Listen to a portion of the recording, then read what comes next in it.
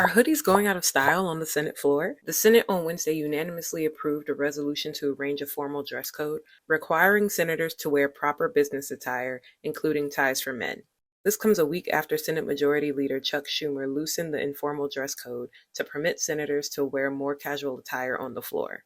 Approval of the bipartisan resolution comes after the shorts and hoodie-clad Senator John Fetterman inspired sartorial accommodations earlier this month from Democratic leaders. The lax dress code drew criticism from traditionalists on and off Capitol Hill, including the New York Times editorial board. The Pennsylvania senator responded with a meme of actor and comedian Kevin James during his time on the comedy television show King of Queens that has been circulating on social media. Last year, social media users mocked the New York Times after Fetterman, whose usual attire involves a hoodie, basketball shorts, and sneakers, was featured on their list of the year's most stylish people. Even his wife chimed in, asking for a recount. Mr. President, Majority Leader. Though we've never had an official dress code, the events over the past week have made us all feel as though formalizing it is the right way forward. And so, I ask unanimous consent the Senate proceed to the immediate consideration of SRES 376 submitted earlier today. The clerk will report. SRES 376, clarifying the dress code for the floor of the Senate. Is there objection to proceeding to the measure? Without objection, the Senate will proceed. I ask unanimous consent the resolution be agreed to and the motions to reconsider be considered made and laid upon the table with no intervening action or debate. Without objection.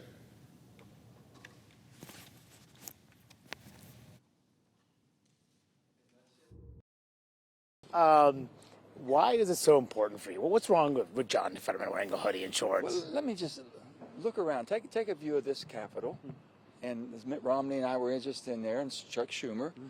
And when George Washington agreed for these plans of this unbelievable, amazing building, what was he thinking about? 1780. In the 1780s, thinking, okay, I want to have something grand that people can be proud of. To do something like this, way beyond our means back then, and for us not to respect with the decorum and civility that was expected of us then and now.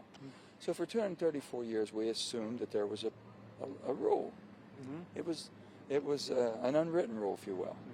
So if for 234 years we have had a certain decorum and civility that we thought that there was a rule that we should do, but we did it because out of the respect of the people that we represent back home and something higher and greater and mightier than all of us, can't we continue that? And I spoke with Senator Fetterman. He was very kind, and we talked about this and everything.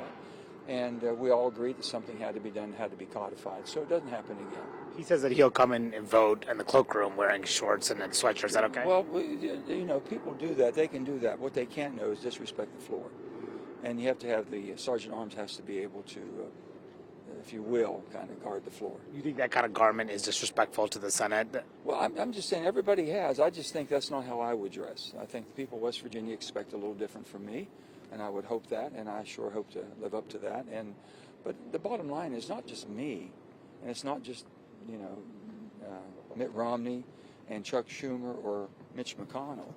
It's that all of us should think about what sacrifices have been made for us. Can't we at least show that a little bit of respect and decorum?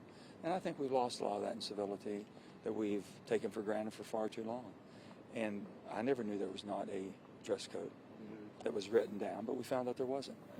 We took care of that. Now we do have a rule, and we have a law.